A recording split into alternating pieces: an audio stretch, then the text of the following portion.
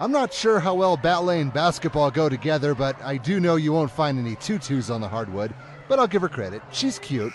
Number 2 Natrona, number 1 Gillette, first quarter. Natrona wearing the black, and they did not waste any time. Kaylee Johnson gets the first bucket of the game off the opening tip for NC, and the Phillies take a 2-0 lead. The visitors were taking it right to the defending state champs early on. Madison Browning finds the open lane and lays it up and in to make the score 4-0. Gillette would answer back. Sierra Toms buries a 12-foot jumper on the left wing for the first 2 of her 14 points, and that got the Lady Camels on the board, trailing 4-2. Skipping ahead, the home team was applying the full court press, but the visitors were able to break it a number of times. Browning races down to the other end of the court and gets around one defender to add to her 10-point total, and the Phillies would jump out to a 14-6 advantage. They were off to the races, almost literally. Here's Browning again on another fast break, and she'll get the finish, and Gillette fans were a bit stunned to see their team down 16-6.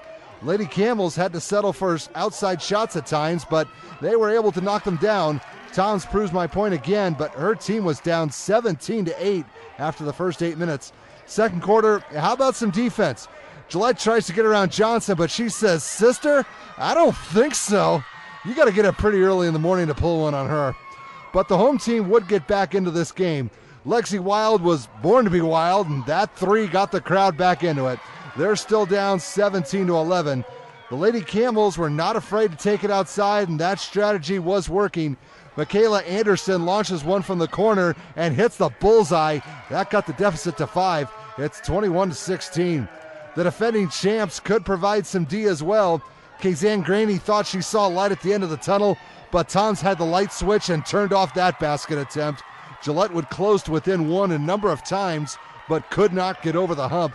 Natrona was able to keep the opposition at bay when it mattered. This bucket by Johnson opened up some breathing room, and her team was up 25-22 at this point. The Phillies kept finding ways to break the full court press. Graney learned her lesson from last time and gives it up to Emma Norvell, who will do the honors this time around. NC would go into the locker room up 27-24. Third quarter, Natrona would pick up where they left off. Johnson thought about going one way, then goes the other, and that was much easier. 22 points for the 6-foot 1-inch sophomore. Visitors are up 29-24. This next highlight, I'm not sure where the defense was, but I do know it was nowhere to be found. Veronique Gallegos has an easy road to the hoop, and the Phillies were in decent shape with a 6-point cushion, 34-28. Gillette would hang around, and they made their share of plays. Julia Siemens gets the steal, and she's going to take off the other way and get the job done. Her team's still within striking distance, down 35-30. The problem they had sometimes was when Natrona would break the full court press, the Lady Camels could not get back quick enough to recover. Johnson serves another example as the scoreboard now reads 42-34. This next highlight ended up being one of the few times that Gillette was able to get inside. Toms gets a bucket in at close range, and thankfully the home team is only down 42-36 going into the final 8 minutes. Fourth quarter, NC tried to make a move.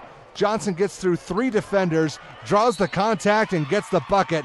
The 3-point play made it 45-36 in favor of her team. There was still time for Gillette to come back. Siemens is at the top of the key, and she'll open the door for 3.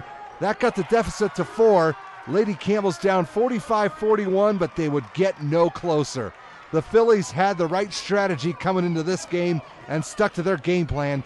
Graney will put the nail into the coffin with this 3-bomb, as Natrona would lead from wire to wire, and they get a big road win inside the Castle of Chaos, 56-45.